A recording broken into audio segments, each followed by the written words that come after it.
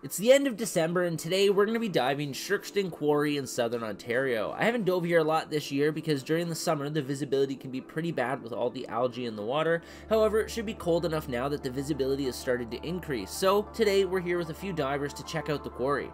One of the cool things about Sherkston is it was an active quarry when it flooded back in the early 1900s, so there's still equipment to be seen underwater, including 2 steam locomotives, so that's what we're going to head out to see today. We entered the quarry on the east side, meaning that our first stop was at the old pump house. Here you're able to see some of the old machinery sticking through the mud, but you can also still see the frame of the building is standing, which is really cool. Today conditions were spectacular. This is probably the best visibility I've seen at Sherkston in at least a few years. With the conditions being so good, we then pushed on towards the trains. The water was still clear, but I did notice that the bottom was looking a little fuzzy. I wasn't sure what was going on until I got closer and then realized it was a massive school of very small fish. Not sure what type of fish these were, but they were really cool to see this time of year.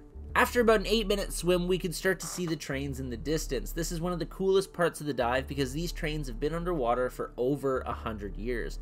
The wooden cabs on the back have pretty much fallen apart or rotted away. However, the majority of the body is still intact. You can easily see the boilers, the oven, the frame, the wheels, the axles, and all those parts in between. These trains are sitting on parallel tracks at a max depth of about 35 feet or just over 10 meters, and as you start to line yourself up with the train, you can actually still look into the furnace. At the top you can see the tubes that would lead into the smoke box, and at the bottom you can see the grill where they used to burn the wood or coal.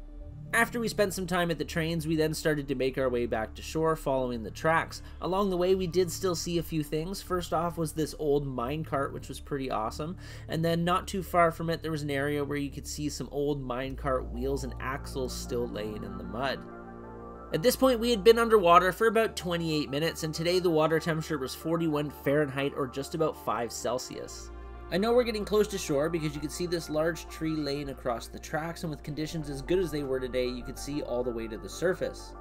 As we completed our safety stop, I spent some time admiring one of the many golf carts that have been joyrided into the quarry over the years. Overall, we had a phenomenal dive. My dive group's total dive time was about 40 minutes, and it was awesome to have the opportunity to dive this quarry this late in the year.